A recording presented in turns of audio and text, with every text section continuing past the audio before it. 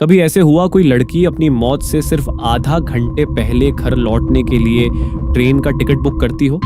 33 साल की ट्विशा शर्मा ने ऐसा ही किया था, लेकिन अफसोस कि वो घर नहीं लौट पाई। मरने से पहले उसने माँ को कॉल किया, अपनी माँ को फोन पर रोते हुए कहा कि मम्मी, ये सब कुछ मैं अब नहीं सहन कर पा रही हूँ। मेरा बहुत दिन से दिमाग खराब हो रहा है, मैं पागल हो जाऊंगी। प्लीज प्लीज मम्मी, मुझे यहाँ से ले जाओ मम्मी। उसकी माँ उसे बहुत समझाने की कोशिश कर रही थी कि बेटा, सब कुछ ठीक हो जाएगा। माँ बेटी के इस बातचीत के बीच में कमरे में कोई आता है। ट्विशा फोन काट देती है और आधे घंटे के बाद उसी घर से वापस फोन आता है ट्विशा की जज सास का, जो उसकी माँ से कहती है कि शी इज नो मोर, मतलब कि ट्विशा मर चुकी है। और घर में सबके पैरों नीचे जमीन निकल जाती है, सब स्तंभ रह जाते हैं। अब 5 दिन होने चले इस ट्विशा शर्मा की मौत को हुए। 5 दिन में परिवार ने अंतिम संस्कार नहीं किया है, क्योंकि शादी को हुए अभी सिर्फ 5 महीने हुए हैं। और पूरे देश के मन में यह सवाल है कि जो लड़की कुछ देर पहले अपनी माँ से घर लौटने की बात कर रही थी, नोएडा का टिकट बुक कर रही थी, वो आखिर अचानक ऐसे मर कैसे सकती है? क्या उसने जिंदगी छोड़ी, या उसका कत्ल हुआ, या उसे मरने के लिए मजबूर किया गया हो? क्या उसे धीरे धीरे उस मोड़ तक लाया गया जहां पर उसके पास कोई रास्ता नहीं बचा हो? क्योंकि ट्विशा ने अपने दोस्त को भी मैसेज किया था और लिखा था कि आई एम ट्रैप्ड ब्रो, मैं फंस गई हूं, तू शादी मत करना। और शायद यह इस कहानी का सबसे डरावना हिस्सा है कि वो किस वजह से और कैसे फंस गई थी। वो जिंदा रहना चाहती थी, पर वो आज जिंदा नहीं है। वो उस घर को छोड़कर निकलना चाहती थी, लेकिन उसी घर में उसकी मौत हो गई। उसका परिवार मुख्यमंत्री आवास के बाहर बैठा हुआ इंसाफ की मांग को लेकर प्रदर्शन कर रहा है, और देश की जनता भी इंसाफ की राह देख रही है। घर वालों ने सच सामने आने तक अंतिम संस्कार से इनकार कर दिया है। दूसरी तरफ उसका पति समर्थ लॉयर है, जो अभी तक फरार है और गिरफ्त में नहीं आया है। सास जज रह चुकी है, अब घर से ही रिटायर्ड जज के तौर पर काम करती है। और ससुराल पक्ष इस मरने वाली ट्विशा शर्मा पर आरोप लगा रहे हैं कि यह तो नशेड़ी थी, नशे करती थी, इसके चाल चलन बिल्कुल भी ठीक नहीं थे, इसके तो अफेयर्स चले थे। और इस केस में यहीं से शक और गहरा हो जाता है कि क्या मरने के बाद क्या ट्विशा को इंसाफ मिलेगा? यह सिर्फ कहानी, सिर्फ ट्विशा की कहानी नहीं है। कहानी ऐसे हजारों लाखों लड़कियां ऐसी हैं, हजारों लाखों लड़के ऐसे हैं जो अपने पर्सनल रिश्तों में घुट घुट कर मर रहे हैं, और मरने के बाद ही उनकी आवाज दुनिया तक पहुंचती है, या उनकी आवाज किसी प्रभाव में दबकर रह जाती है। क्योंकि परिवार समाज जो है वो हमेशा एडजस्ट कर लो, संभाल लो, ऐसे सब करते हमने भी किया था, ये सब बातें कह कहकर मरने पर मजबूर कर देता है। और अब वो टाइम नहीं है, इसलिए आज इस ट्विशा शर्मा केस को उठाना बहुत बहुत जरूरी है, ताकि कोई और ट्विशा इस तरह से में अपनी जान से हाथ ना धो बैठे, इस दुनिया को ना छोड़े जाए। शायद किसी को तो हौसला मिले कि है उसके लिए लोग आवाज उठाने वाले हैं। ट्विशा नोएडा की रहने वाली थी, पढ़ी लिखी MBA ग्रेजुएट थी। 2012 में मिस पुणे रह चुकी थी, दिखने में बहुत खूबसूरत। इसकी शादी भोपाल के वकील समर्थ सिन्हा से हुई। दोनों की मुलाकात एक ऑनलाइन मैच मेकिंग वेबसाइट के जरिए हुई, यानी लड़की ने लव मैरिज नहीं की, माता पिता के कहने पर अरेंज्ड मैरिज की थी। आजकल एक मीम की लाइन ट्रेंड चल रहा है जिसमें कहते हैं कि व्हाट इफ यू हस्बैंड और वाइफ इज लाइक दिस। वो सिस्टम यही था, क्योंकि पहली नजर में अरेंज्ड मैरिज में कुछ समझ नहीं आता है, और वही सब यहां हुआ, उसे कुछ भी समझ नहीं आया। ट्विशा ने जिस घर में शादी की वह एक प्रतिष्ठित परिवार था। पति समर सिंह क्रिमिनल लॉयर हैं, और सास गिरिबाला सिंह भी एक रिटायर्ड जिला जज रह चुकी है। ट्विशा का भाई हर्षित शर्मा भारतीय सेना में मेजर है। उसने बताया कि मंगलवार रात ट्विशा ने उन्हें फोन किया था, कहा था कि उसका पति पिछले 8 दिन से प्रताड़ित कर रहा था, छोटी छोटी बातों पर उसका अपमान किया जा रहा है, मानसिक उत्पीड़न बढ़ गया है। उसने बताया था कि वह भोपाल छोड़कर मायके लौटना चाहती है। परिवार के अनुसार उसने नोएडा आने के लिए रिजर्वेशन भी करा लिया था, लेकिन इससे पहले उसकी मौत की खबर आ गई। ट्विशा के भाई खुद इंडियन आर्मी में मौजूद है, और इस फौजी परिवार को लगा कि जब कानून के जानकारों के घर बेटी की शादी रहे हैं तो सुरक्षित रहेगी ही। सोचा होगा कि शायद भोपाल में उसका नया घर होगा। ये सब कुछ सिर्फ 5 महीने में हुआ, क्योंकि शादी दिसंबर 2025 में हुई थी। 5 महीने पहले लेकिन शादी के बाद चीजें बदलने लगी। त्विषा के परिवार का आरोप है कि उनके परिवार को बार बार छोटा नीचा दिखाया गया।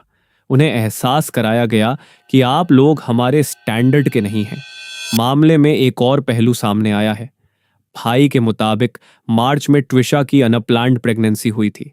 परिवार का दावा है कि त्विषा उस समय बच्चे के लिए तैयार नहीं थी, लेकिन ससुराल पक्ष उस पर बच्चा पैदा करने का दबाव बना रहा था। परिजन ने आरोप लगाया कि पति इस बात को लेकर भी उसे ताने देता था। कथित तौर पर यह भी कहा जाता था कि बच्चा मेरा नहीं है, इसलिए तुम उसे गिराना चाहती हो। परिवार का कहना है कि इस तरह की बातें त्विषा को अंदर से तोड़ रही थीं। त्विषा को उसकी शादी पर उसके पिता द्वारा दिए गए करीब 20 लाख रुपए के शेयर्स और इन्वेस्टमेंट पति के नाम ट्रांसफर करने का दबाव बनाया जा रहा था। शुरुआत में शायद कृष्णा ने इन बातों को सामान्य शादी की जिंदगी के तनाव या तालमेल की कमी मानकर इग्नोर कर दिया, क्योंकि कई बार ऐसा होता होगा या होता है कि शादी के बाद लोग कुछ तकलीफों को रिश्ता निभाने का हिस्सा मान लेते हैं और माँ बाप भी कहते हैं कि थोड़ा एडजस्ट करो। सबके बिहेवियर अलग होते हैं। घर का रूल रेगुलेशन सबका अलग अलग होता है, जब तक बात बहुत देर ना हो जाए। लेकिन फिर धीरे धीरे टिशा को लगने लगा कि जिस घर को उसने अपना समझा है, उस घर में उसे हर बार उसे अपने आप को साबित करना पड़ रहा है। टिशा के सामने कुछ ही महीनों में तनाव का माहौल खड़ा कर दिया गया। परिवार का आरोप है कि प्रेगनेंसी को लेकर उस पर दबाव इतना बढ़ाया गया कि उसका गर्भपात करा दिया गया। इनफैक्ट टिशा के कुछ टेक्स्ट भी बहुत वायरल हो रहे हैं, जिसमें टिशा कह रही है कि मुझसे पूछा गया कि किसका बच्चा है, और टिशा कह रही है कि मैं यकीन नहीं कर पा रही थी कि क्या हो रहा है। मेरा पति मुझसे पूछ रहा है ये किसका बच्चा है। कैसा इंसान है यार। वो शादी जो बाहर से एक सामान्य दिख रही थी, लेकिन अंदर से एक लड़की को तोड़ रही थी। बार बार और इस टूटन का इजहार और प्रताड़ना का शिकार वो अपने दोस्तों के साथ और अपने माँ बाप के साथ कर रही थी। दोस्तों को सतर्क कर रही थी कि तू शादी मत करना यार, मैं फंस गई हूं। I am trapped. त्विषा की कहानी का सबसे दर्दनाक हिस्सा त्विषा की मौत नहीं है, बल्कि मौत से पहले उसका लगातार हेल्प मांगना। वो जो उसने अपने दोस्त को मैसेज किया, आई एम ट्रैप्ड ब्रो, वो केवल शब्द नहीं है। डर, अकेलेपन को समझने के लिए काफी है। परिवार कह रही है कि मौत से ठीक पहले जो यह गर्भपात कराया गया, इसने मेंटली उसको तोड़ कर रख दिया, और इसीलिए उसने भोपाल से नोएडा आने के लिए टिकट बुक कराया था। यानी वो जिंदा रहना चाह रही थी, बचना चाह रही थी, और यह इस पूरे मामले में बेचैन करने वाला है, क्योंकि कई बार लोग बाहर से बिल्कुल नॉर्मल दिखते हैं लेकिन अंदर टूट जाते हैं। टिशा भी उसी टूटन में जी रही थी जिसके बारे में वो खुलकर नहीं कह पा रही थी। अपनी माँ से बातें कर रही थी और बार बार कह रही थी माँ बचा लो, दोस्तों को मैसेज कर रही थी। लेकिन फिर उसी घर से मौत की खबर आई और यहीं से कहानी उलझती है, क्योंकि मामला सिर्फ आत्महत्या का नहीं रह गया। एक निष्पक्ष जांच की मांग करता है और इसमें पोस्टमार्टम रिपोर्ट ने और सवाल बढ़ाए हैं। टिशा की मौत के बाद सबसे बड़ा सवाल यही उठ रहा है कि अगर यह मौत आत्महत्या थी तो फिर शरीर पर चोट के निशान कैसे हैं? ससुराल पक्ष का कहना है कि टिशा ने खुदकुशी की, जबकि परिवार इस पूरे मामले को संदिग्ध बता रहा है। इसमें गड़बड़ी की आशंका जता रहा है। मायके पक्ष का आरोप है कि शादी के बाद से ही त्विषा के साथ मारपीट होती थी। हालांकि पुलिस को अब तक कोई सुसाइड नोट नहीं मिला है। घर की तलाशी में भी कोई नोट बरामद नहीं हुआ। घटना के बाद शव को पोस्टमार्टम के लिए अस्पताल भेजा गया। बुधवार को मृतक के परिजन भी अस्पताल पहुंचे, और जब यह मामला बढ़ा तो ससुराल पक्ष की तरफ से भी कई दावे किए गए। त्विषा के कैरेक्टर को लेकर, त्विषा के नेचर को लेकर कहा गया कि वो तो नशेड़ी थी, उसे गलत लत थी, उसका अफेयर था। हालांकि त्विषा का परिवार इन सारे दावों को मनगढ़ंत और कानूनी कार्यवाही से बचने के लिए चरित्र हनन की कोशिश बता रहा है, और यहीं से सारी चीज सामान्य नहीं लगती, क्योंकि कोई सुसाइड नोट नहीं है।